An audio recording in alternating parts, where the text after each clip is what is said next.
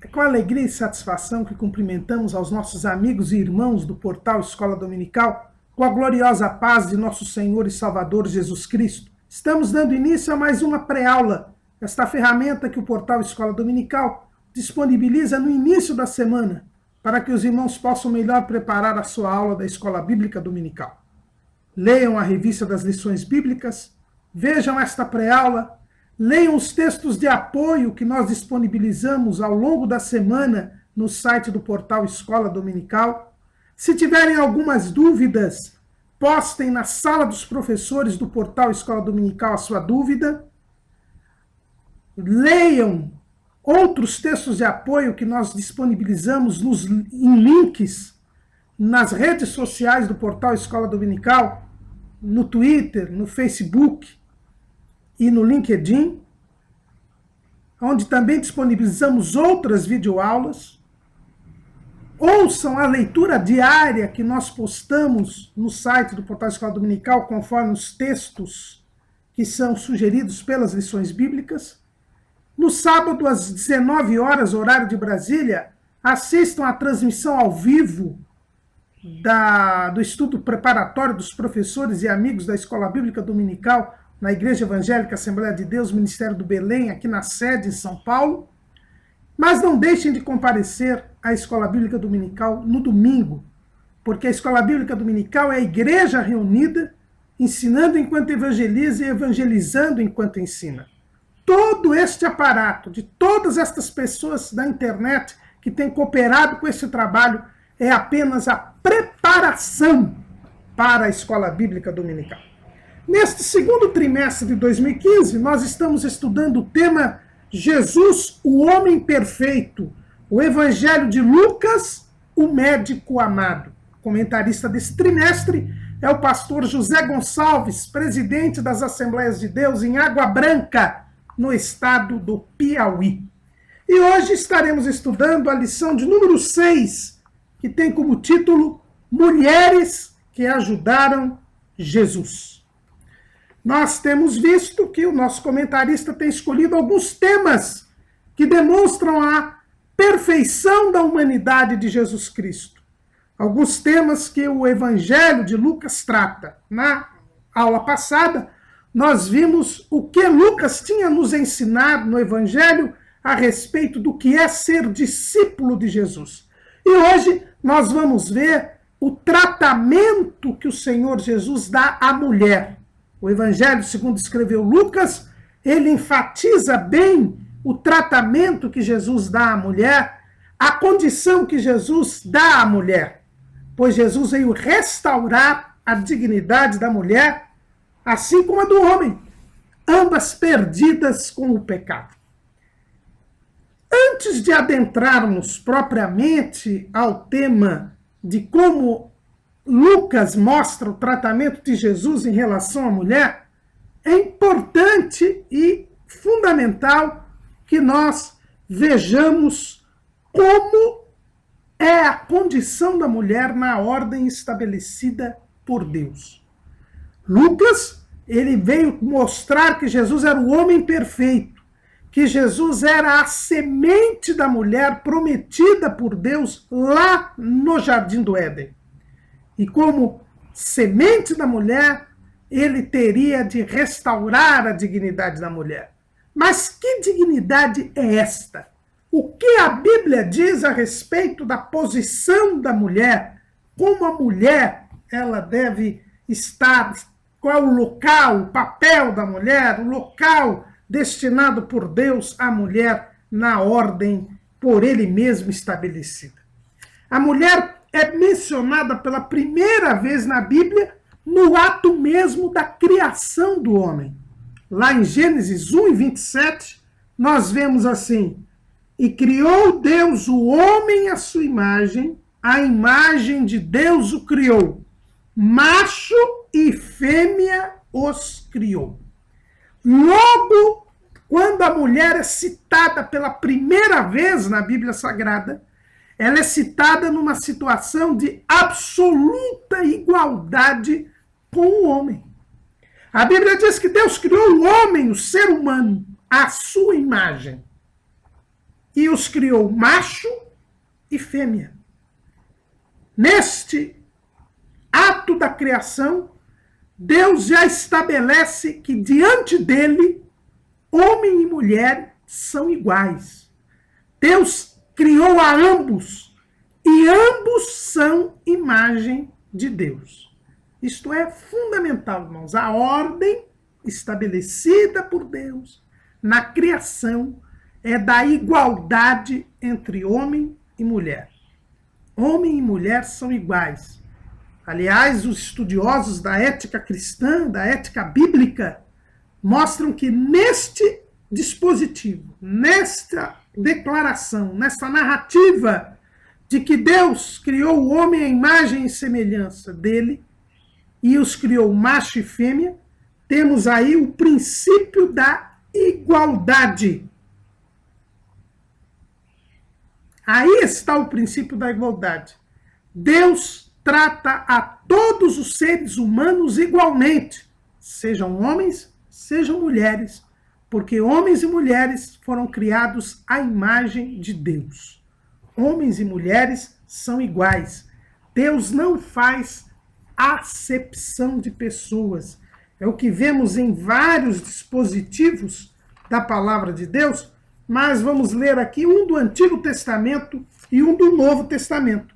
Em Deuteronômio 10 e 17 é dito: pois o Senhor vosso Deus é o Deus dos deuses e o Senhor dos senhores, o Deus grande, poderoso e terrível, que não faz acepção de pessoas, nem aceita recompensas.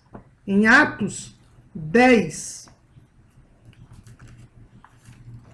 Atos dos Apóstolos, capítulo 10, versículo 34, está escrito assim: e abrindo Pedro as bocas, disse: reconheço por verdade que Deus não faz acepção de pessoas. Vemos, portanto, irmãos, que não há acepção de pessoas. Deus não trata nem privilegia um ser humano em relação a outro. Deus os trata igualmente, porque ambos, todos eles foram criados à imagem e semelhança de Deus. E a Bíblia diz que Deus os criou à sua imagem, macho e fêmea os criou. Então, na ordem estabelecida por Deus, na ordem cósmica, na ordem moral criada por Deus, homem e mulher são iguais. Nenhum é maior do que o outro. Ambos são tratados igualmente por Deus. Agora, ao mesmo tempo em que homem e mulher são iguais, eles são diferentes. Mas aí agora a coisa confunde um pouco. Se eles são iguais, como é que eles podem ser diferentes? A Bíblia os distingue. A Bíblia diz que Deus criou macho e fêmea.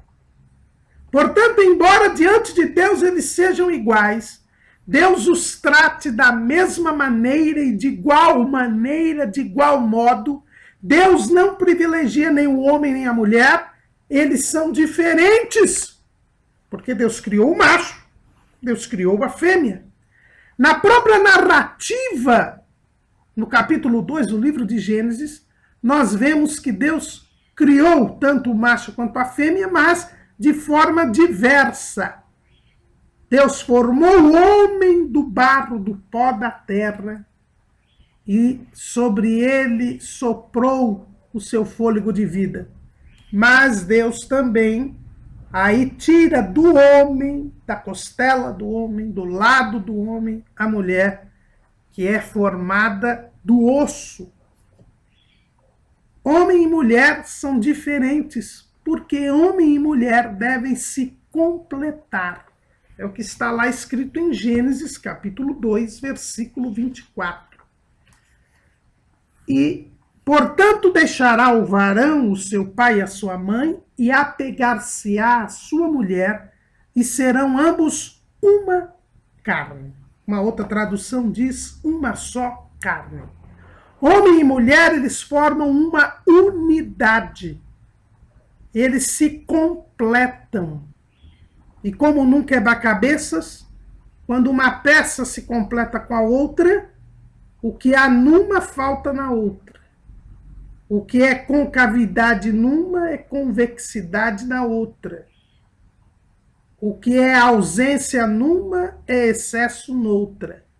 Homem e mulher são complementares. E por isso eles são diferentes entre si. Embora Deus os trate da mesma maneira, embora diante de Deus eles sejam iguais, homem e mulher se completam. Eles são diferentes entre si. É isto e esta profundidade que nós vemos em Gênesis 1:27. A imagem de Deus os criou, macho e fêmea os criou. Ambos são um, e por isso eles são diferentes entre si. Por isso, embora Deus os trate igualmente, embora tenham ambos a mesma dignidade, o que há no homem não há na mulher, o que na mulher não há no homem, e não são apenas as genitálias, é a estrutura psicológica, é a estrutura funcional, são os papéis que cada um deve exercer, que se completam. E é isso que nós devemos entender. A igualdade entre homem e mulher não significa o igualitarismo. Não podemos suprimir as diferenças que existem entre homem e mulher, diferenças entre si, que não tornam um maior do que o outro, mas que faz com que cada um exerça a sua função. Foi assim que Deus estabeleceu ao criar homem e mulher. São iguais diante de Deus. Nenhum é maior do que o outro. Mas eles são diferentes entre si, porque eles são complementares. Eles, unidos, formam a unidade. Unidos, homem e mulher, podem cumprir plenamente o propósito de Deus. É por isso que nós falamos em sexo masculino e sexo feminino, porque a palavra sexo quer dizer parte. Ambos são partes. E quando se unem, formam a unidade. Formam uma só carne. Igualitarismo é querer que homem e mulher sejam idênticos, o que não é verdade. Eles são parte. E hoje em dia nós temos visto esta famigerada ideologia de gênero, esta mentalidade anticristã que quer dominar as nossas leis, que tem dominado o comportamento do mundo, querendo igualar homem e mulher, suprimindo as suas diferenças, querendo que cada um seja independente um do outro. Mas não é este o propósito estabelecido por Deus. O propósito estabelecido por Deus é da complementaridade entre homem e mulher. Homem e mulher são iguais, devem ter tratamento igual. Deus não privilegia nenhum nem outro, mas eles são complementares. Cada um tem sua função, cada um tem sua estrutura, para que possam se unir e cumprir o propósito de Deus na unidade estabelecida pelo próprio Criador. É isto que o apóstolo Paulo nos ensina, lá em 1 Coríntios, capítulo 11, versículo 11. Esse capítulo de 1 Coríntios, que os mal informados dizem ser um capítulo machista, pois a Bíblia não é machista. Deus não é machista. Nós vemos aqui. Deus trata igualmente homem e mulher, mas estabeleceu funções diferentes ao homem e à mulher. Então não é verdade que a Bíblia seja machista. Não é verdade que o cristianismo seja machista, que o judaísmo seja machista. Não. Nada disso é machista. Deus estabeleceu a verdadeira ordem, a igualdade, que não se confunde com o igualitarismo. Em 1 Coríntios 11:11, que é considerado o capítulo mais machista da Bíblia por alguns, por causa da velha problemática do cabelo da mulher, nós vemos ali como é mentirosa esta afirmação. Porque Paulo diz o seguinte em 1 Coríntios 11:11. Todavia, nem o varão é sem a mulher, nem a mulher sem o varão. No Senhor. Nem o homem é sem a mulher, nem a mulher é sem o varão. Que machismo é este que reconhece a complementaridade entre homem e mulher e reconhece o tratamento igual de ambos perante Deus? No entanto, irmãos, quando o pecado entrou no mundo, isto se alterou. A ordem estabelecida por Deus era da igualdade entre homem e mulher. Diante de Deus, cada qual com sua função. Mas quando o pecado entrou no mundo, isto se alterou. Em primeiro lugar, nós vemos que quando o diabo tentou Eva, corrompeu Eva. Eva foi corrompida. E depois Eva corrompeu o seu marido. O diabo enganou Eva e Eva pecou. Mas Eva deu fruto a Adão e Adão voluntária e conscientemente também pecou. Ambos pecaram. Não vamos colocar a culpa apenas na mulher. A mulher foi o veículo pelo qual que se deu lugar ao diabo e houve o pecado. Mas o homem conscientemente pecou, sem ser tentado para isto. Ambos foram culpados. Não há um mais culpado do que o outro. Deus, ao estabelecer o juízo, estabeleceu tanto sobre o homem quanto sobre a mulher. Não houve nenhum perdão ao homem, nenhuma justificativa ao pecado que o homem cometeu. Como não havia também perdão nem justificativa ao pecado cometido pela mulher. Mas, como consequência do pecado, nós tivemos a injustiça. O apóstolo João, ele diz lá na sua primeira carta, no capítulo 3, e no versículo 4. Qualquer que comete pecado também comete iniquidade, porque o pecado é iniquidade. O pecado, ele gera a iniquidade. E o que é iniquidade? É o contrário de equidade. E o que é equidade? É justiça, é igualdade. Iniquidade é injustiça, iniquidade é desigualdade. E quando o pecado entra no mundo, entra a injustiça, entra a desigualdade. E isto se refletiu no relacionamento entre os sexos, no relacionamento entre homem e mulher, na igualdade entre homem e mulher. Um dos juízos o juízo lançado por Deus sobre a mulher, nós encontramos lá em Gênesis, capítulo 3, e no versículo 16. E a mulher disse: multiplicarei grandemente a tua dor e a tua conceição. Com dor terás filhos, e o teu desejo será para o teu marido, e ele te dominará. São dois os juízos lançados por Deus sobre a mulher. O primeiro é a multiplicação das suas dores. Com dor ela teria filhos, com dor ela conceberia. E essa multiplicação das dores não se refere apenas à dor de parto. A mulher, ela é mais sensível do que o homem. Portanto, ela sofreria mais diante de um ambiente hostil, que é o ambiente do pecado, que é o ambiente mundano, que está no maligno. A mulher sofreria mais. Ela teria multiplicado as suas dores de parto, mas também ela sofreria mais. Ela teria mais dores, mais sofrimento, porque estaria num ambiente de pecado, sendo uma pessoa sensível, um ser sensível, porque Deus fez a mulher sensível e o homem lógico, racional. Isso não quer dizer que o homem não tenha sentimento, mas a razão prevalece sobre o sentimento no homem, como o sentimento prevalece sobre a razão na mulher. Ela, por esta sensibilidade e por viver num mundo de aflições, ela sofreria mais. Esse é o primeiro ponto.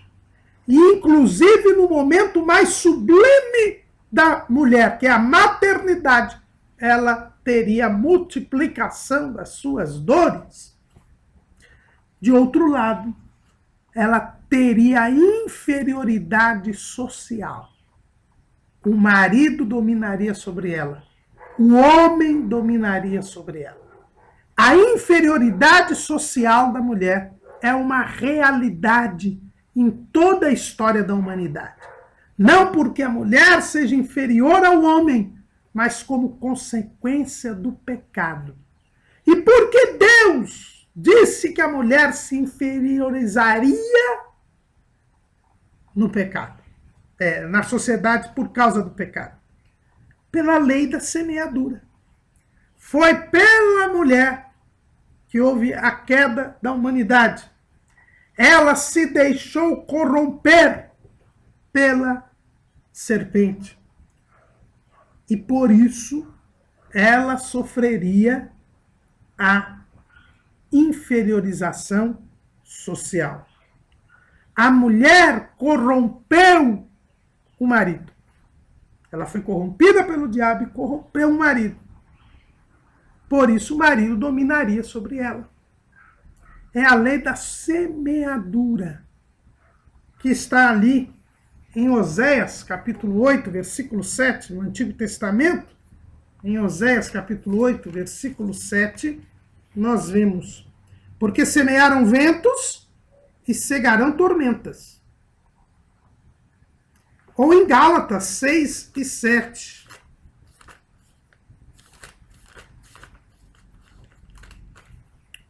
Não erreis, Deus não se deixa escarnecer, porque tudo que o homem semear, isso também se fará. A mulher corrompeu o homem, por isso o homem dominaria sobre ela. É a consequência do pecado. Não é uma situação correta, não é a situação prevista por Deus, mas é a situação real que existe por causa do pecado. A mulher ficou socialmente inferiorizada por causa do pecado. O pecado estabeleceu a superioridade social do homem em relação à mulher. Diante de Deus, homem e mulher são iguais, mas como vivemos num sistema dominado pelo pecado, como vivemos num sistema injusto e desigual, a mulher é inferiorizada em relação ao homem. E isso, irmãos, é patente durante toda a história da humanidade. E até mesmo nos dias de hoje. Hoje se propaga muito, principalmente após o final da Segunda Guerra Mundial, se fala muito sobre a emancipação da mulher. Não, a mulher está no mercado de trabalho, a mulher hoje trabalha, a mulher hoje ocupa postos relevantes na sociedade, existem governantes mulheres, existem grandes empresárias, existem grandes executivas mulheres, mas tudo isso não significou a redução da inferiorização social da mulher. Pesquisa feita alguns anos atrás mostrou que das 10 maiores empresas do mundo, 3 eram dirigidas por mulheres, que tinham os 3 menores salários, embora as suas empresas não fossem as 3 últimas do ranking de 10 empresas. As mulheres ganham menos do que os homens, embora estejam no mercado de trabalho. As mulheres são ainda hoje mais agredidas. Veja aí todos os esforços que se tem feito para diminuir a violência doméstica. Vejam todos os esforços que têm que ser feitos com Lei Maria da Penha e tantos dispositivos, e as mulheres continuam sendo as maiores vítimas de agressões. Por que isso? Por causa do pecado, por causa da inferiorização social da mulher em virtude do pecado. E esta emancipação da mulher tem gerado o quê? Nós hoje estamos vivendo de novo, irmãos, a mesma época da escravidão. Hoje o tráfico de pessoas, e a maior parte das pessoas que são traficadas são mulheres, chegou a níveis maiores do que o tráfico de negros, escravos, durante todo o período da colonização. Nas colônias americanas, inclusive no Brasil. A mulher hoje é tida como um objeto sexual. Toda essa revolução sexual que teve aí, nada mais fez do que arrasar com a figura da mulher, reduzir a mulher a mero objeto sexual, em total aviltamento da sua dignidade. Porque o pecado, irmãos, ele gera esta situação de desigualdade, de inferioridade social da mulher. Somente um poderia resgatar a dignidade da mulher. E Deus, ao anunciar o juízo sobre a mulher, ele também promete a redenção da mulher. Aliás, antes mesmo de anunciar o juízo sobre a mulher, quando Deus anuncia o juízo sobre a serpente, ele já promete a redenção da mulher. Ele diz assim: e porém inimizade entre ti e a mulher, e entre a tua semente e a sua semente. Esta te ferirá a cabeça, e tu lhe ferirás o calcanhar. Jesus, a semente da mulher, é que seria a redenção da mulher. A redenção da mulher não está no acesso ao mercado de trabalho. A redenção da mulher não está no acesso a posições relevantes e de mando na sociedade. O acesso da mulher não está na construção de supostos tipos familiares em que a mulher mande. A solução da mulher não está no feminismo. A redenção da mulher está na semente da mulher em Jesus Cristo. Seria a semente da mulher que iria redimir a mulher. E é isto que nos vai mostrar o Evangelho segundo escreveu Lucas. Lucas vai nos mostrar esta semente na mulher, que é Jesus Cristo, que iria trazer a redenção à mulher. Deus prometeu no Éden, assim como o pecado entrou no mundo através de uma mulher, que foi corrompida pelo diabo, assim também o Salvador do mundo entraria através de uma mulher. Entraria na humanidade através de uma mulher, para redimir não só a humanidade, mas também a própria mulher, a própria posição da mulher. Mais uma vez aqui vemos como Lucas era influenciado pelo apóstolo Paulo, a quem muito acompanhou. E Paulo tinha esta noção, lá em Gálatas 4:4. Mas vindo a plenitude dos tempos, Deus enviou seu filho, nascido de mulher, nascido sob a lei. Assim como a mulher tinha sido o veículo para a corrupção do gênero humano, a mulher também seria o veículo para a redenção do gênero humano. Isto nós já notamos antecipadamente na lei. A lei, nós já estudamos até no trimestre passado, que a lei foi uma preparação para a graça.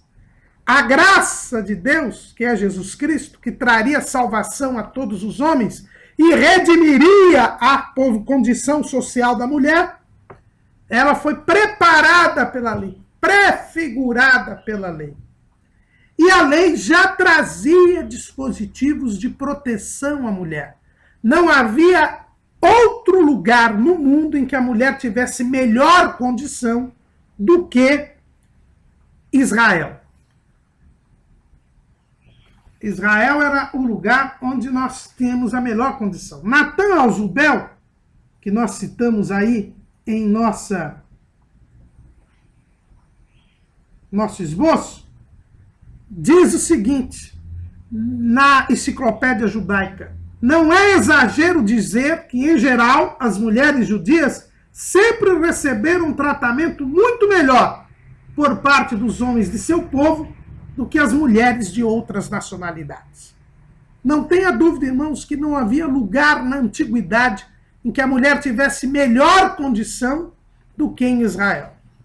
Aristóteles, o grande filósofo grego, ele dizia que a mulher não tinha alma. E se tinha uma alma, era uma alma de escravo. Os gregos, os maiores pensadores da antiguidade, duvidavam se a mulher tinha alma ou não, e se tinha alma, diziam que ela era uma alma de servo. Havia dúvida sobre a humanidade da mulher. E jamais na lei de Moisés a mulher deixou de ser considerada um ser humano. A inferioridade social continuava existindo, porque a lei não tirou o pecado. E é o pecado que determina esta inferiorização social. Mas na lei de Moisés nós temos vários dispositivos que defendiam a mulher. A própria regulamentação do divórcio, ela foi feita para a proteção da mulher, para que a mulher pudesse casar novamente, para que a mulher pudesse não se tornar uma prostituta, uma mendiga. Quando o homem suspeitava a mulher de adultério, em outros países podia matá-la, mas o marido não tinha direito de morte e vida sobre a mulher na lei de Moisés. Pelo contrário, quando havia suspeita de adultério, ele deveria levá-la ao sacerdote e ela ali tomaria a água da separação, faria juramento sob maldição, mas o marido não podia matá-la. A mulher era protegida se ela fosse violentada no campo. O homem jamais poderia, a sociedade jamais poderia matá-la. Havia presunção de inocência da mulher. Como havia também a proibição do tráfico de pessoas, que visava precisamente proteger a mulher. Apesar destas normas, nós vemos que ainda a mulher era inferior. Tinha uma posição melhor, mas era inferior em Israel. É muito conhecida a oração matutina dos judeus, que é recitada até hoje, onde o judeu agradece a Deus por não ser gentil, por não ser escravo e por não ser mulher. É verdade que os judeus procuram justificar isso, dizendo que o homem que não é gentil, o judeu que é homem e que é livre, ele tem a oportunidade de cumprir todos os mandamentos, porque existem alguns mandamentos que as mulheres não é cumprido. Mas, na verdade, isso é uma demonstração da inferioridade, que a mulher ainda gozava, mesmo em Israel, numa posição melhor. E é isto que Lucas vem mostrar para nós no seu evangelho. Ele vem mostrar que Jesus, como homem perfeito, como o último Adão, ele vem restaurar a situação da mulher. Isso nós vemos com muita clareza no evangelho segundo escreveu Lucas. Lucas mostra Jesus como o homem perfeito. E o homem perfeito, o último Adão, ao contrário do primeiro Adão, que se deixou corromper pela mulher, o primeiro Adão se deixou corromper pela mulher, o último Adão redime a mulher. E isso nós notamos logo no começo do Evangelho segundo Lucas. Diz o seguinte, lá em Lucas 1:5. Existiu no tempo de Herodes, rei da Judéia, um sacerdote chamado Zacarias, da ordem de Abias, e cuja mulher era das filhas de Arão, e o seu nome era Isabel. Os irmãos percebem que a primeira personagem mencionada por Lucas é um sacerdote, Zacarias. Mas Lucas faz questão de também dizer o nome da sua mulher, Isabel. Colocando em pé de igualdade tanto Zacarias quanto Isabel. Dizendo que Zacarias era sacerdote, mas Isabel era da descendência de Arão. Os irmãos percebem aqui que logo no seu limiar, Lucas mostra que o novo tempo, o tempo da redenção, o tempo do evangelho, vê homem e mulher no mesmo estado, na mesma situação, com o mesmo tratamento. E tem mais uma coisa. Lucas mostra que Zacarias foi incrédulo, como nós já estudamos na lição de número 2. Zacarias foi incrédulo, ele não creu na mensagem do anjo Gabriel, e por isso ficou mudo. Em compensação, Isabel foi prudente. Olha o que diz. E depois daqueles dias, Isabel, sua mulher, concebeu, e por 5 meses se ocultou, dizendo: assim me fez o Senhor nos dias em que atentou em mim, para destruir o meu opróbrio entre os homens. Enquanto Zacarias foi incrédulo e ficou mudo e perdeu seu ministério, Isabel prudentemente se manteve em sua casa, reconhecendo que Deus lhe havia tirado o opróbrio dentre os homens, porque ele era mulher, já tinha uma situação de inferioridade social, e sendo estéril, a sua situação era ainda pior na sociedade judaica. Isabel foi prudente. Lucas mostra a prudência da mulher e a incredulidade de Zacarias. Mas não fica por aí. Lucas depois coloca a terceira personagem no seu evangelho, que é Maria, a mãe de Jesus. E cita Maria antes do seu futuro marido.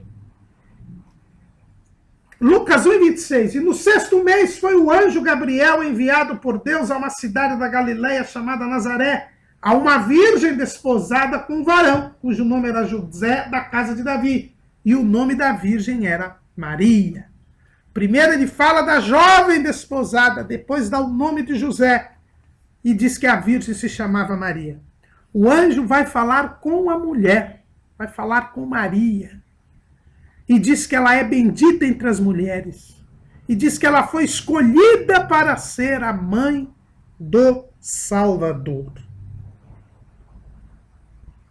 Maria é apresentada antes de José. E Maria é apresentada aqui, irmãos, como a figura do protótipo da dignidade, da redenção, da dignidade da mulher. Maria é o exemplo da mulher redimida por Deus. E Lucas mostra Maria, a mãe de Jesus, como este exemplo da mulher redimida. O anjo vem e diz que ela é agraciada. O anjo vem e diz que ela é bendita. Jesus veio para abençoar as mulheres, para dar graça às mulheres. As primeiras pessoas que são agraciadas pelo novo tempo da redenção são Isabel e Maria. Isabel, que tem aberto a sua madre e diz que ela perdeu o opróbrio entre os homens. E Maria, porque nela se concebeu o Senhor, e nela ela foi bendita e agraciada. E é importante vermos isto. Maria é a figura da mulher redimida em Cristo Jesus.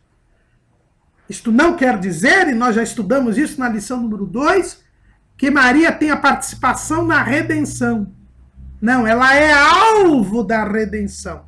Isso não quer dizer que Maria seja a mãe de Deus. Não, ela é a mãe do homem Jesus. Mas ela é o protótipo da mulher redimida por Deus, por Cristo. E nesta situação de Maria, nós vemos em primeiro lugar que Maria foi agraciada, abençoada. Quando Jesus foi concebido no seu ventre, ela recebeu a graça de Deus, ela recebeu a bênção de Deus. Ela recebeu a dignidade que Deus deu à mulher e que se perdeu com o pecado. Isto mostra que não é verdade o dogma romano da Imaculada Conceição. Os romanistas dizem que Maria foi concebida sem pecado, que o pecado, a natureza pecaminosa de Maria foi retirada na sua concepção, porque ela seria a casa de Jesus, e Jesus não poderia habitar numa casa impura. Citam até o Salmo 93, versículo 5. Salmo 93, versículo 5, que diz assim: a santidade convém à tua casa, Senhor, para sempre. A parte final deste versículo. Mas isso não tem nada a ver com a conceição de Maria. A casa de Jesus não é Maria. A casa de Jesus era o seu corpo. Ele mesmo diz isso em João, capítulo 2, versículo 19. Jesus respondeu e disse-lhes: derribai este templo, e em 3 dias o levantarei. Disseram, pois, os judeus: em 46 anos foi edificado este templo, e tu o levantarás em 3 dias? Mas ele falava do templo do seu corpo. A casa de Jesus não foi o útero de Maria, a casa de Jesus era o seu próprio corpo. O escritor aos Hebreus, no capítulo 3, ele volta a mostrar isto. Pelo que, irmãos santos, participantes da vocação celestial, considerai a Jesus Cristo, apóstolo e sumo sacerdote da nossa confissão, sendo fiel ao que o constituiu, como também o foi Moisés em toda a sua casa. Porque ele é tido por digno de tanto maior glória do que Moisés, quanto maior honra do que a casa tem aquele que a edificou. Porque toda a casa é edificada por alguém, mas o que edificou todas as coisas é Deus. E, na verdade, Moisés foi fiel em toda a sua casa como servo, para testemunho das coisas que se haviam de anunciar. Mas Cristo, como filho sobre a sua própria casa, a qual casa somos nós, se tão somente conservarmos firme a confiança e a glória da esperança até o fim. A casa de Jesus somos nós, porque nós somos a igreja, o corpo de Cristo. A casa do Senhor é o seu próprio corpo. E a bênção de Maria não veio na sua conceição, não. Foi quando houve a encarnação de Jesus. A primeira pessoa que Jesus agraciou e bendisse foi uma mulher. Foi Maria, a nova Eva. Assim como o diabo corrompeu Eva, Jesus agracia em primeiro lugar a mulher. Mas quando ele se encarnou, então não existe a Imaculada Conceição de Maria. Maria foi concebida em pecado, como todos os seres humanos, mas foi agraciada e bendita por Jesus, quando Jesus se encarna em seu ventre. E nós lembramos que o corpo da mãe não é o corpo, o feto não faz parte do corpo da mãe, como os próprios romanistas defendem, e defendem muito bem, eles que são os maiores defensores da proibição do aborto. Exatamente por isso. Mas é aqui que nós vemos, em primeiro lugar, Jesus abençoando uma mulher. Lucas faz questão de mostrar isso. Logo em seguida, no encontro de Maria e de Isabel, nós vemos que as mulheres são as primeiras a manifestarem o enchimento, a plenitude do Espírito Santo após a encarnação de Jesus. Quando Maria vai visitar Isabel, e nós já estudamos isso, e vamos falar brevemente, porque já vimos isso na lição número 2, quando Maria vai visitar Isabel, já com Jesus no ventre, um embrião ou um feto. Primeiro Jesus enche João Batista, que está no ventre de Isabel, com o Espírito Santo. Depois Isabel é cheia do Espírito Santo. Isso é explícito no texto.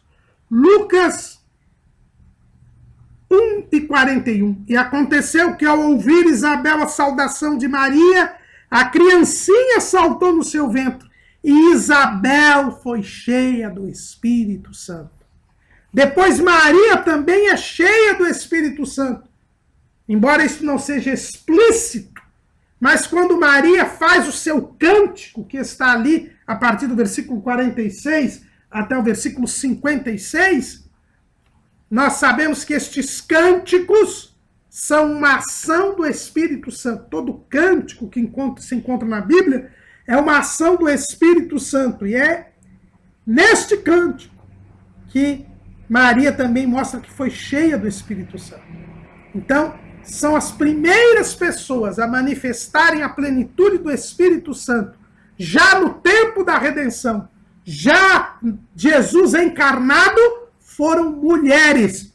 João Batista foi cheio do Espírito Santo, mas ele não pôde falar, porque ele era um feto. Mas Isabel e Maria falaram. Lucas vai mostrando claramente que o tempo da redenção traz a retirada da corrupção da mulher. A mulher, que era veículo da corrupção, passa a ser agora o veículo da redenção. Mas tem mais. Lucas mostra Maria como sendo uma pessoa temente a Deus e que guardava todas as coisas no seu coração. Ela não compreendia o que estava acontecendo, mas ela guardava no seu coração. É o que nós vemos lá em Lucas 2:19. Mas Maria guardava todas estas coisas, conferindo-as em seu coração. E depois no versículo 51, e sua mãe guardava no coração todas estas coisas. As mulheres são apresentadas por Lucas como aquelas que temem a Deus e guardam no seu coração as promessas e conferem os acontecimentos com as promessas de Deus. Mas na apresentação de Jesus, no templo, nós vemos claramente que Jesus veio trazer a igualdade entre homem e mulher. Quando Jesus é levado ao templo, ele é consagrado ao mesmo tempo que Maria, sua mãe, era purificada. Ambos cumpriam a lei, Jesus e Maria. Maria era purificada nos 40 dias depois do parto. E Jesus era apresentado no templo e consagrado como primogênito. Em situação de igualdade, tanto homem e mulher cumpriam a lei. E em situação de igualdade, Deus levanta Simeão e Ana para profetizarem a respeito de Jesus, para darem notícia para o povo da chegada do Messias. Quando Jesus é apresentado no templo, Deus levanta tanto um homem quanto uma mulher para revelarem e darem notícia ao povo temente a Deus que estava no templo de Jerusalém da vinda do Messias. Tanto Simeão quanto a profetisa Ana. Ambos, um homem e uma mulher, anunciam a chegada do Salvador. Mas Lucas vai além. Quando ele fala sobre a genealogia de Jesus, segundo a maior parte dos estudiosos das Escrituras, ele faz a genealogia de Jesus pela linhagem materna. Nós já vimos isso também na lição de número 3. Jesus é apresentado como o último Adão, como a semente da mulher. E a linhagem mencionada por Lucas no capítulo 3, versículos 23 a 38, é a linhagem materna. Até porque a nacionalidade judia é determinada pela mãe e não pelo pai. O filho de uma mãe judia é judeu. Por isso que Timóteo era judeu e por isso que Paulo circuncidou Timóteo. Porque a sua mãe era judia. Então, irmãos, vemos aqui como Lucas mostra claramente que Jesus veio restaurar a posição original da mulher, uma posição de igualdade em relação ao homem, mas uma posição de funções diferentes em relação ao varão. Mas Lucas não para por aí. A primeira cura mencionada por Lucas no seu evangelho é a cura de uma mulher. É a cura da sogra de Pedro, que está lá no capítulo 4, versículo 37 até 39. A primeira cura que Lucas menciona no seu evangelho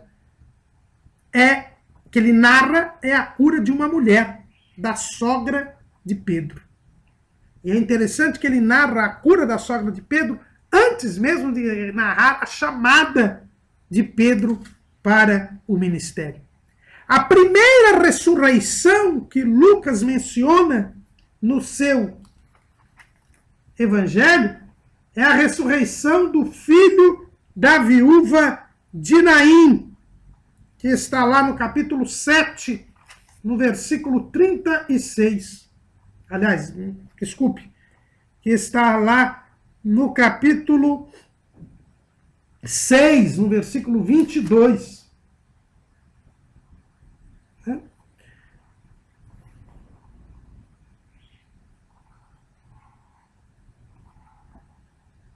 Nós vemos a descrição da ressurreição do filho da viúva de Naim. Mas você pode me dizer, mas irmão Caramuru, a ressurreição do filho da viúva de Naim, ela é uma ressurreição de um homem. O filho da viúva de Naim é um homem. Mas nós podemos dizer aos irmãos que este milagre se deu por causa, aliás, é o capítulo 7, versículo 11. Capítulo 7, versículo 11 até o 17. Ela se deu por causa da compaixão que Jesus teve da mãe. Lucas nos mostra que Jesus tinha compaixão das mulheres. Embora elas tivessem uma condição inferior social, Jesus tinha compaixão por ela. Lemos lá em Lucas capítulo 7. E aconteceu pouco depois ir ele à cidade chamada Naim, e com ele iam muitos dos seus discípulos e uma grande multidão. E quando chegou perto da porta da cidade, eis que levavam um defunto, filho único de sua mãe, que era viúva, e com ela ia uma grande multidão da cidade. E vendo-a, o Senhor moveu-se de íntima compaixão por ela, e disse-lhe, não chores. E chegando-se, tocou o esquife, e os que levavam pararam e disse, mancebo, a ti te digo, levanta-te. E o defunto assentou-se e começou a falar, e entregou-o à sua mãe. Lucas é o único que narra esta ressurreição, e enfatiza que o móvel, o motivo dela, foi a compaixão que Jesus teve para com aquela mulher. Tanto que ele disse àquela mulher, não chores. Jesus é apresentado como aquele que tinha compaixão das mulheres. Como aquele que veio tirar as dores multiplicadas pelo pecado na mulher. A dor que sentia aquela mulher que perdia o seu filho único, que já era viúva. Jesus disse, não chores. Com esta afirmação, Lucas está mostrando que Jesus veio não só recuperar a igualdade da mulher na sociedade, mas recuperar a sensibilidade da mulher, retirando-lhe a multiplicação das dores.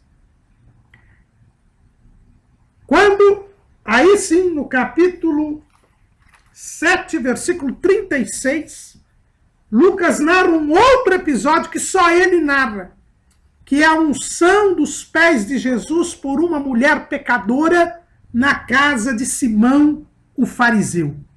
Do fariseu Simão. Esta mulher, irmãos, não deve ser confundida com Maria, irmã de Lázaro, que também lavou os pés de Jesus, ungiu os pés de Jesus, mas que está narrado lá no capítulo 10 de João. Lá foi Maria, irmã de Lázaro, na cidade de Betânia, porque é onde morava Lázaro e suas irmãs, 6 dias antes da Páscoa. Aqui é na casa de Simão fariseu, portanto é outra casa, numa época que a Bíblia não nos fala qual, e que deve ter sido na cidade de Cafarnaum, porque ela é chamada como uma mulher da cidade, uma pecadora. E qual é a cidade em que Jesus está baseado no seu ministério terreno, na sua primeira parte, que é o ministério galileu? É Cafarnaum. Não nos esqueçamos que Lucas faz questão de colocar 3 lugares para o ministério de Jesus. Nazaré, na narrativa da infância, Cafarnaum, no ministério galileu, e Jerusalém. Então, esta cidade aqui, tudo indica, é Cafarnaum, para onde Jesus tinha sua base do seu ministério, nessa primeira parte, o chamado ministério galileu. Como fez questão de colocar Lucas em capítulo 4, versículo 31. E desceu a Cafarnaum, cidade da Galileia. Então, tudo indica que foi em Cafarnaum, e isto também torna improvável que se identifique esta mulher como sendo Maria Madalena. Existe aí uma tradição de que esta mulher seria Maria Madalena, e não é verdade também, nós não podemos afirmar isto, e é improvável que seja. Primeiro porque quando fala cidade, dá a entender que é Cafarnaum. E esta mulher era a mulher da cidade, portanto ela é a mulher de Cafarnaum. E tem outra, e Maria Madalena, ela é de Magdala, que era uma outra cidade que ficava às margens do Mar da Galileia. E Lucas menciona Maria Madalena por nome em outras oportunidades no seu evangelho. Então também não há nenhuma evidência de que esta mulher fosse Maria Madalena. Mas esta mulher, a Bíblia diz que era pecadora, ela entra na casa de Simão o fariseu, o que já era uma ousadia fazê-lo, e unge os pés de Jesus com unguento. Por que este gesto desta mulher mostra que Jesus era acessível às mulheres? Por que aquela mulher entra na casa de um fariseu, mesmo tendo uma má reputação, sendo chamada de pecadora? Também não podemos dizer que ela era prostituta, porque a Bíblia diz que ela era pecadora, e no único pecado não é a prostituição. Por que ela entra para ungir com unguento os pés de Jesus? Porque isso nos mostra que Jesus era acessível às mulheres. Ao contrário dos outros rabis que desprezavam as mulheres, que consideravam as mulheres de condição inferior, Jesus tratava igualmente homens e mulheres. E o gesto desta mulher é a prova disso. E aquela mulher, embora fosse considerada pecadora, pelo seu gesto em que ela chorava e ungia os pés de Jesus com unguento, mostra que aquela mulher havia se convertido, havia se arrependido dos seus pecados, havia recebido a palavra de Jesus e estava ali em atitude de gratidão. É o que nos ensina William Hendricks no seu comentário do Evangelho segundo Lucas. Prova de que Jesus pregava a homens e a mulheres. Prova de que Jesus tratava homens e mulheres da mesma maneira. E é por isso que havia cooperadoras no seu ministério. Depois deste episódio, Lucas diz no capítulo 8, e aconteceu depois disto que andava de cidade em cidade, de aldeia em aldeia, pregando e anunciando o evangelho do reino de Deus, e os 12 iam com ele. E algumas mulheres que haviam sido curadas de espíritos malignos e de enfermidades. Maria, chamada Madalena, da qual saíam 7 demônios. E Joana, mulher de Cusa, procurador de Herodes. E Susana, e muitas outras que o serviam com suas fazendas. Jesus saiu de Cafarnaum e começou a pregar de aldeia em aldeia, de cidade em cidade. Aquela mulher em Cafarnaum havia demonstrado com o seu gesto de ungir os pés de Jesus com unguento que havia recebido a palavra de Deus através de Jesus, que Jesus também pregava às mulheres, que Jesus era acessível às mulheres, e Lucas confirma isso ao dizer que quando Jesus começou a pregar, de aldeia em aldeia, de cidade em cidade, indo com ele os 12, ele era sustentado pelas mulheres. E as mulheres também o acompanhavam. Como Maria Madalena, que havia tido a expulsão de 7 demônios. E como Jesus também tinha expulsado demônios e curado enfermidades, de mulheres também. O ministério de Jesus tratava igualmente a homens e a mulheres, porque ele veio redimir a mulher. Veio dar à mulher a igualdade que havia sido estabelecida no princípio da criação. Ele era a semente da mulher que vinha tirado a maldição da inferioridade social e da multiplicação das dores sobre as mulheres. E as mulheres cooperavam na sua obra, inclusive sustentando financeiramente o ministério de Jesus.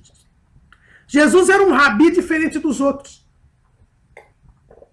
Nós já falamos em outras aulas desse trimestre que os mestres, os rabis dos tempos de Jesus tinham suas academias. Os seus discípulos moravam nestas academias com os rabis e trabalhavam com as mãos, exerciam um trabalho manual para o sustento do mestre deles. Mas Jesus não tinha tempo para trabalhar, nem tinha academia. Ele andava de cidade em cidade, de aldeia em aldeia, e os seus discípulos iam com ele, como se fazia. Havia necessidade que eles se sustentassem. E Deus colocou as mulheres para darem sustento a Jesus. E aí nós vemos claramente, irmãos, que homens e mulheres têm funções diferentes na obra de Deus. Os discípulos estavam com Jesus, aprendendo com Jesus, porque eram os apóstolos, eram aqueles que dirigiriam a igreja, eram aqueles que exerceriam o ministério da palavra. E aqui nós já vemos que o ministério da palavra está cometido aos homens. Jesus chamou 12 apóstolos homens, porque aos homens está determinado o ministério da palavra, a direção do povo de Deus. O ministério pastoral é masculino. As mulheres estão fora da obra de Deus? Não. Muitas mulheres acompanhavam Jesus. E as mulheres sustentavam financeiramente o ministério de Jesus. Na obra de Deus há sim lugar para as mulheres. Elas devem cooperar com o Senhor. Elas devem trabalhar na obra do Senhor. Mas não o ministério pastoral. Jesus não chamou nenhuma mulher para ser apóstolo. Porque o ministério da palavra, a direção da igreja está com o homem. Mas as mulheres têm lugar, sim, e lugar importante na obra do Senhor. O lugar da sensibilidade, da assistência social, do ensino da palavra, como vamos ver daqui a pouco, da cooperação junto aos pastores, aos ministros da palavra, mas não pastora, não apóstola, não diaconisa, não presbítera. Isso não é função de mulher. Deus não colocou a mulher para estas funções. Não existe o chamado ministério feminino. Nós vemos isso aqui com muita clareza. As mulheres tinham sim lugar e têm lugar na obra de Deus, mas numa função diferente do homem. Porque Jesus veio restaurar a igualdade entre homem e mulher, veio tirar a inferioridade social, mas no princípio da criação, Deus estabeleceu diferenças entre homem e mulher. E Deus não é homem para que minta, nem filho do homem para que se arrependa. O que Jesus veio tirar foi o que o pecado colocou. A inferioridade social da mulher, a multiplicação das dores da mulher.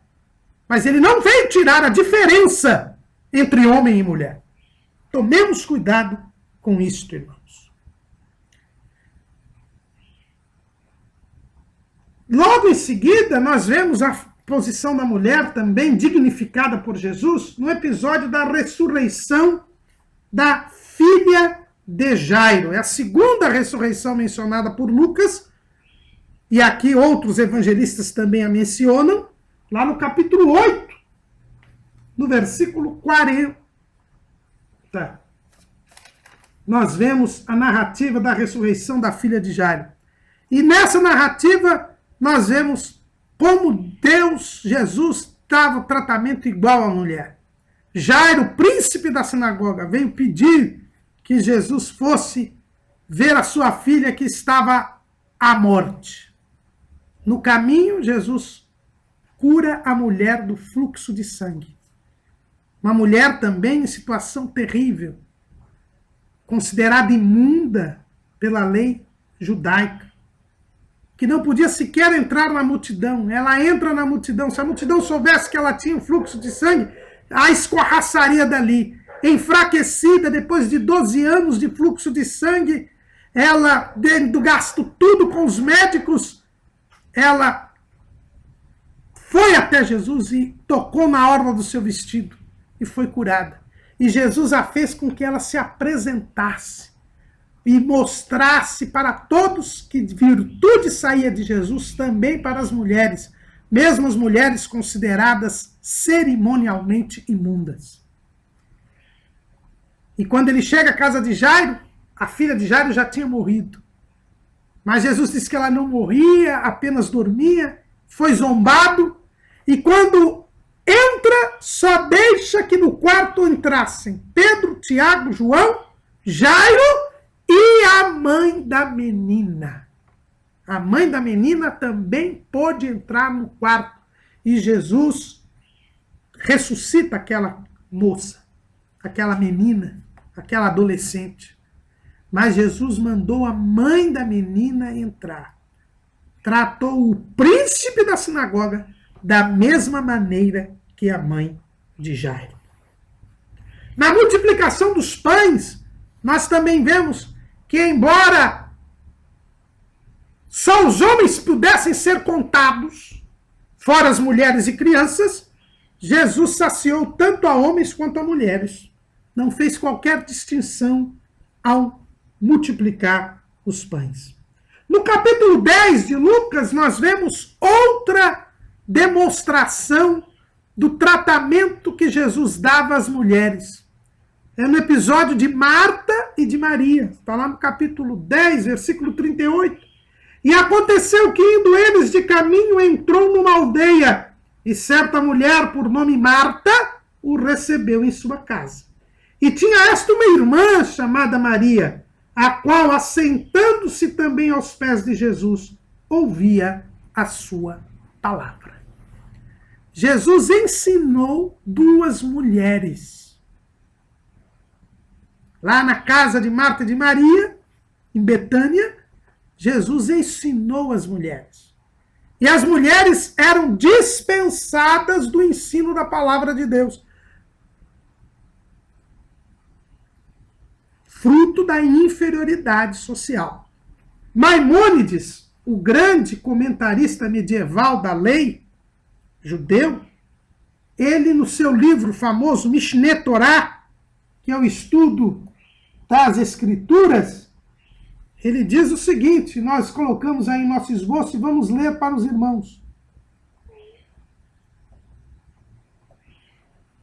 Ele diz o seguinte: mulheres e escravos estão isentos do estudo da Torá, mas quanto aos pequenos, menores de 13 anos, seu pai tem obrigação de ensiná-lo Torá, pelo que está escrito, e as ensinareis a vossos filhos que falem acerca delas. Deuteronômio 11, 19. Quanto às mulheres, não são obrigadas a ensinar os filhos, pois somente quem é obrigado a estudar é obrigado a ensinar. As mulheres eram dispensadas do ensino da Torá. Isso não quer dizer que os judeus não tenham estudado a Torá, mas havia uma dispensa, elas não precisam estudar. Por isso os rabis judeus não ensinavam as mulheres. Os casos que nós temos de mulheres nos dias de Jesus e nos dias dos rabis, no período interbíblico, que são grandes mulheres estudiosas da Torá, fizeram-no por conta própria. Mas Jesus, na casa de Marta e de Maria, ensina as pessoas. E permite que elas estejam, tanto Marta e Maria, aos seus pés. E isso era uma posição, irmãos, dos melhores alunos. É por isso que Paulo diz que foi ensinado aos pés de Gamaliel. Só os melhores alunos podiam ficar aos pés do mestre, porque o mestre normalmente ensinava em Israel sentado, numa posição alta, e os melhores alunos ficavam próximos dele, aos seus pés. Jesus deixou que Marta e Maria ficassem aos seus pés. Ele ensinava tanto a homens quanto a mulheres. Por isso, irmãos, a mulher pode sim ensinar na palavra de Deus. Ainda existem algumas pessoas nos dias de hoje que, baseados em 1 Coríntios 14, 34 e em 1 Timóteo 2, 11 e 12, acham que a mulher não pode falar na igreja, que a mulher não pode ensinar na igreja. Lá em 1 Coríntios 14, 34 está escrito: as mulheres estejam caladas nas igrejas, porque não lhes é permitido falar, mas estejam sujeitas, como também ordena a lei. E em 1 Timóteo capítulo 2, versículo 11, 12, está escrito assim: a mulher aprenda em silêncio, com toda sujeição. Não permito, porém, que a mulher ensine, nem use de autoridade sobre o marido, mas que esteja em silêncio. Com base nestas duas passagens, muitos defendem que a mulher não possa ser professora da escola dominical, não possa dar um estudo bíblico, porque a mulher tem que ficar calada na igreja. Mas não é isto que o texto diz. O contexto, tanto de 1 Coríntios como de 1 Timóteo, é o contexto da mulher querer exercer o ministério da palavra, querer exercer o ministério pastoral. Em Corinto, as mulheres que profetizavam achavam que eram as sacerdotisas do templo de Apolo. Porque lá no templo de Apolo, no templo de Afrodite, melhor dizendo, também no templo de Apolo em Delfos, mas em Corinto era o templo de Afrodite, eram elas as pitonisas que tinham as revelações e traziam as mensagens divinas. E as profetisas em Corinto achavam que elas é que deveriam, pelas suas profecias, dirigir a igreja. E quando alguém estava pregando, elas paravam a pregação para profetizar. Ou ninguém queria ouvir mais a palavra e só a profecia, que é o que acontece em muita igreja hoje. A palavra de Deus é a proeminência. A profecia não pode substituir a palavra de Deus. E como eram a maior parte das mulheres profetisas, como até hoje em Corinto, estas mulheres estavam impedindo a pregação da palavra, a exposição da doutrina, querendo se substituir aos ministros da palavra. E é isso que Paulo diz. As mulheres não podem falar quando está havendo a exposição da palavra. A palavra tem a proeminência. E os ministros da palavra são homens. Por isso as mulheres não devem perturbar. É exatamente o mesmo conceito lá de 1 Timóteo. Em 1 Timóteo, Paulo está falando a respeito da autoridade ministerial. As mulheres não deveriam suplantar a autoridade ministerial. É por isso que mulher de pastor não é pastora. É com muita tristeza que nós temos visto hoje muitas mulheres de pastores sendo chamadas pastora. Mulher de pastor é mulher de pastor. O pastor é o ministro da palavra. E a mulher tem que cooperar com ele. É este o sentido. Mulher pode ser ensinadora? Pode ser professora de escola dominical? Pode. Na Bíblia nós temos um exemplo. Atos 18 e 26. Atos, que é o livro que é o modelo da igreja, diz assim: ele é Apolo, começou a falar ousadamente na sinagoga. E quando ouviram Priscila e Áquila, o levaram consigo e lhe declararam mais pontualmente o caminho de Deus. Tanto Áquila quanto a sua mulher Priscila ensinaram a Apolo a respeito da palavra de Deus. Apolo só conhecia o batismo de João. Ele foi evangelizado e ensinado por Priscila e por Áquila. E é interessante que Priscila é citada em primeiro lugar. Isso é sinal que ela ensinava mais do que o próprio marido. E essa situação, irmãos, é um retrocesso. Algumas pessoas acharem hoje que a mulher não pode ensinar na igreja. Essa questão foi tratada no começo das Assembleias de Deus. Nós colocamos aqui o que diz Ivar Wingren no seu livro Diário do Pioneiro Gunnar Wingren, que é uma coletânea do diário do missionário Gunnar Wingren, que juntamente com Daniel Berg fundaram as Assembleias de Deus no Brasil. Em 1930, quer dizer, há 85 anos atrás, já se tinha decidido que a mulher podia ensinar e falar na igreja. Olha o que diz o texto. Em razão de haver diferentes opiniões sobre o trabalho da mulher na igreja, a conferência também tratou deste assunto. No final dos debates, foi oficializada a seguinte declaração: as irmãs têm todo o direito de participar na obra evangélica, testificando de Jesus e da sua salvação, e também ensinando quando for necessário. Mas não se considera justo que uma irmã tenha a função de pastor de uma igreja ou de ensinadora, salvo em casos excepcionais mencionados em Mateus 1, 12, 3 a 8. Isso deve acontecer somente quando não existam na igreja irmãos capacitados para pastorear ou ensinar. Então ficou muito claro, a mulher pode ensinar, a mulher pode pregar, a mulher pode testificar de Jesus. Existe lugar, e Lucas está nos mostrando isso, existe lugar para a mulher na obra de Deus, mas não é a função de pastor. Salvo em situações excepcionais, onde não haja nenhum homem, a mulher pode dirigir trabalho, pode dirigir culto, mas porque não há um homem ali. Mas não pode exercer as funções pastorais, não pode dar bênção apostólica, não pode ministrar ceia. Isto não é coisa para a mulher. Porque a mulher não foi inferiorizada, é porque existe a diferença de funções entre homem e mulher. Jesus tirou a inferiorização social, Jesus tirou a multiplicação das dores, mas não tirou a diferença que existe entre elas. Tanto que Jesus estava aqui a ensinar Marta e Maria, assim como ensinou aos seus discípulos. Quando Jesus, lá no capítulo 11, Lucas mostra que Jesus veio trazer dissensão à terra, tanto a homens quanto a mulheres. No capítulo 11, no versículo 53.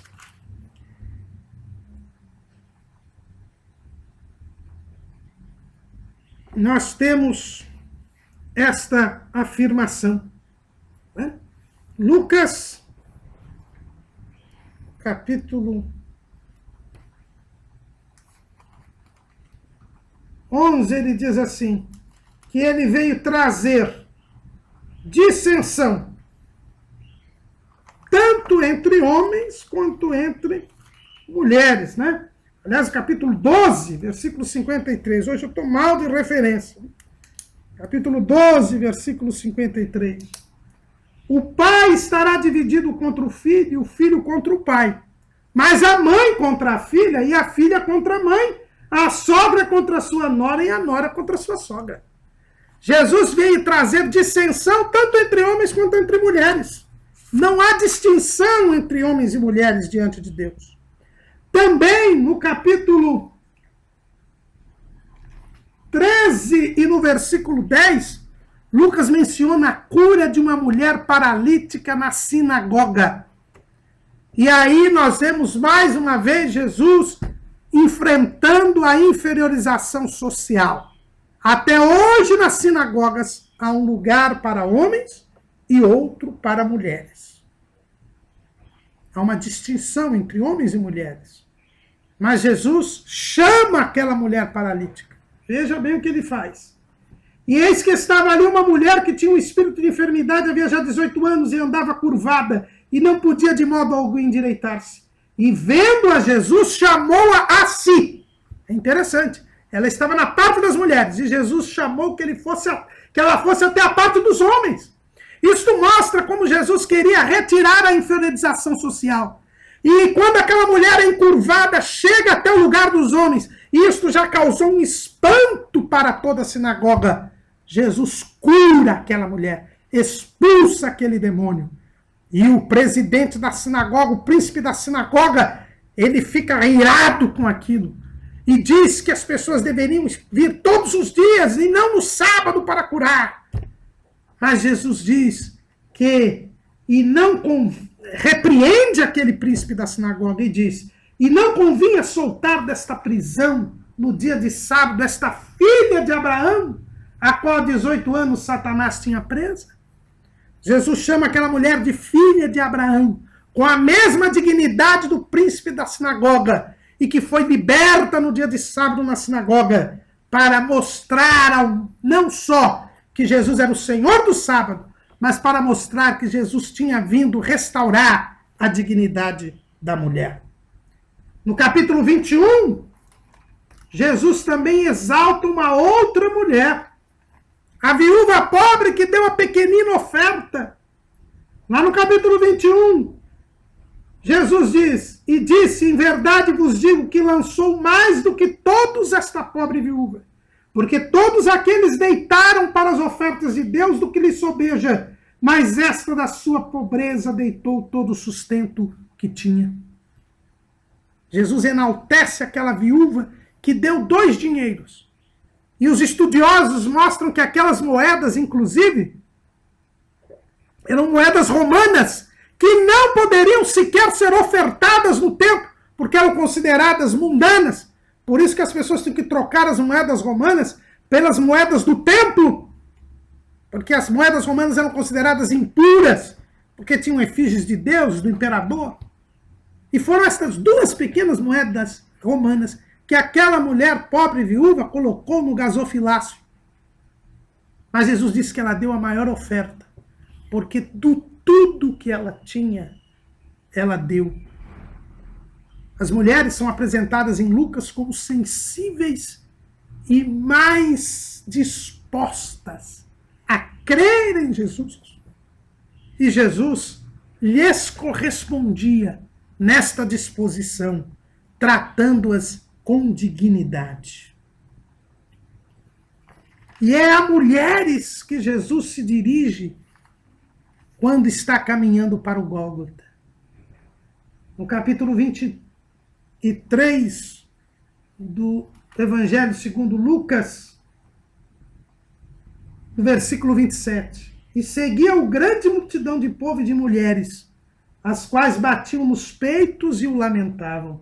Porém, Jesus, voltando-se para elas, disse: filhas de Jerusalém, não choreis por mim, chorai antes por vós mesmas e por vossos filhos. Porque eis que vão de vir dias em que dirão: bem-aventuradas as estéreis, e os ventres que não geraram, e os peitos que não amamentaram. Então começarão a dizer aos montes: caí sobre nós, e aos outeiros cobri-nos. Aquelas mulheres carpideiras que acompanhavam Jesus e choravam por ele, Jesus se dirige a elas. Não se dirige à multidão que estava em torno. Não se dirige ao sireneu que estava carregando a sua cruz. Não, ele se dirige àquelas mulheres, advertindo aquelas mulheres que chorassem pelos seus filhos, porque os seus filhos veriam o sofrimento de Jerusalém, porque não passaria aquela geração sem que o templo fosse destruído, sem que Jerusalém fosse destruída. As mulheres deveriam chorar pelos seus filhos por causa da rejeição do Messias.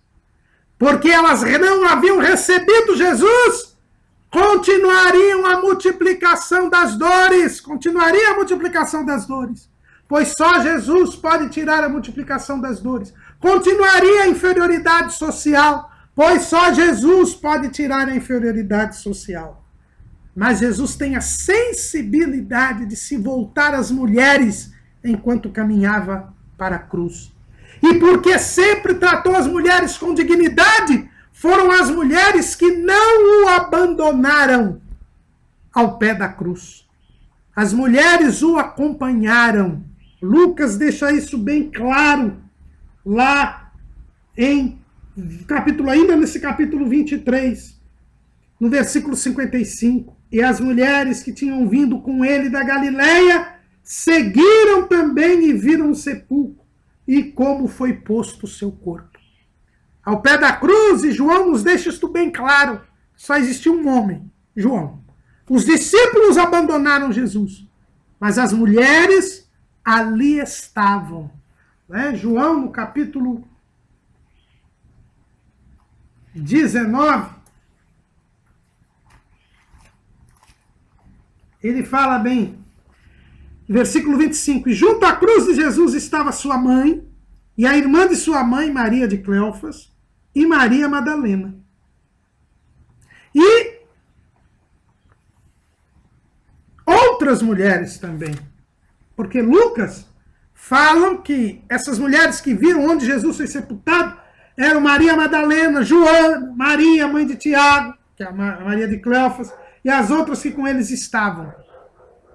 As mulheres não abandonaram Jesus, porque Jesus nunca as abandonou. Jesus foi aberto às mulheres, e as mulheres reconheciam isto, acompanhando Jesus até a cruz. E quando Jesus é sepultado, são elas que veem onde Jesus está sepultado. E resolvem preparar, ungir o seu corpo. Ao terceiro dia vem para ungir o corpo de Jesus. No limite da corrupção. Porque quando Lázaro foi ressuscitado, Marta diz, já é de 4 dias. Havia crença de que havia possibilidade de uma restauração até o terceiro dia. Era o limite da corrupção. Elas viam que uma grande pedra tinha sido colocada no sepulcro. Elas não tinham como retirar aquela pedra. Mas elas vão ungir o corpo de Jesus. É a dedicação que a mulher tem. Por isso que hoje, irmãos, e em toda a história da humanidade, a maior parte dos crentes sempre é de mulheres. Porque as mulheres são mais receptivas à compaixão do Senhor. Porque a mulher reconhece pela sua intuição que Jesus veio restaurar a sua dignidade. Porque Jesus é sempre compassivo para com as mulheres. E as mulheres vão ungir o corpo de Jesus. E é por esta dedicação que as mulheres são o veículo da notícia da ressurreição. Jesus aparece em primeiro lugar às mulheres ressurretas. A notícia da ressurreição é dada pelo anjo primeiramente às mulheres. Porque se não fossem as mulheres, até hoje não saberíamos que Jesus havia ressuscitado. E nós vemos isso em Lucas. E no primeiro dia da semana, muito de madrugada, foram elas ao sepulcro, levando as especiarias que tinham preparado, e acharam a pedra revolvida do sepulcro. E entrando, não acharam o corpo do Senhor Jesus. E aconteceu que, estando elas perplexas a esse respeito, eis que pararam junto delas 2 varões com vestidos resplandecentes. E estando elas muito atemorizadas, e abaixando o rosto para o chão, eles lhes disseram, por que buscais o vivente entre os mortos? Não está aqui, mas ressuscitou. Lembrai-vos como vos falou ainda na Galileia, dizendo, convém que o Filho do Homem seja entregue nas mãos de homens pecadores, e seja crucificado e ao terceiro dia ressuscite. E lembraram-se das suas palavras. E voltando do sepulcro, anunciaram todas estas coisas aos 11 e a todos os demais. E eram Maria Madalena e Joana e Maria, mãe de Tiago, e as outras que com elas estavam, as que diziam estas coisas aos apóstolos. Se Jesus não tivesse aparecido às mulheres, até hoje nós não saberíamos que Jesus havia ressuscitado. Assim como a mulher foi o veículo para a encarnação de Jesus, assim a mulher foi o veículo para a notícia da ressurreição de Jesus, que é a garantia da nossa fé, que é a razão de ser da nossa fé. Porque se Jesus não tivesse ressuscitado, a nossa fé seria vã, diz o apóstolo Paulo. Era a redenção da mulher, a redenção da dignidade da mulher. E eu digo que se as mulheres não anunciassem até hoje, nós não saberíamos, porque o próprio Lucas mostra isso. No capítulo 24, versículo 12. Pedro, porém, levantando-se, correu ao sepulcro, e abaixando-se, viu só os lençóis ali postos. E retirou-se, admirando consigo aquele caso. Embora tenha ido ao sepulcro e não tenha visto o corpo de Jesus, Pedro não disse para ninguém, ficou pensando. Como o homem é mais racional do que sentimental. A razão do varão não permitia que ele divulgasse a mensagem da ressurreição. Ele ficou pensando consigo mesmo o que seria aquilo. Os discípulos de Emaús também confirmam isso que eu estou dizendo. Lá, no versículo 22 desse capítulo 24 de Lucas. É verdade que também algumas mulheres dentre nós nos maravilharam, as quais de madrugada foram ao sepulcro e, não achando o seu corpo, voltaram, dizendo que também tinham visto uma visão de anjos, que dizem que ele vive. E alguns dos que estavam conosco foram ao sepulcro e acharam ser assim como as mulheres haviam dito. Porém, a ele não o viram. E ele, que é Jesus, lhes disse: honestos e tardos de coração, para crer tudo que os profetas disseram. Os discípulos de Emaús também não tinham crido na mensagem das mulheres. Mas as mulheres creram, porque elas são mais dispostas para crer. Elas são mais dispostas a receber o sentimento de compaixão de Jesus. E é por isso que hoje nós temos mais profetisas do que profetas. Mais mulheres com dons espirituais do que os homens. Porque elas estão mais dispostas a servir a Deus. E aqui nós temos a restauração. Assim como a mulher levou o pecado ao homem, na igreja a mulher leva o poder de Deus, leva o amor de Deus aos varões. É este o papel que as mulheres devem desempenhar. É este o papel que as esposas de ministros devem fazer. Não se intrometer na administração da igreja, na direção da igreja, porque elas não têm função pastoral, mas levar o amor de Deus, o sentimento de Deus aos homens, que muitas vezes são guiados mais pela lógica do que pelo sentimento. E esta empatia entre Jesus e a mulher é fruto da redenção da dignidade da mulher. E a história, a sociologia, a filosofia tem confirmado isto.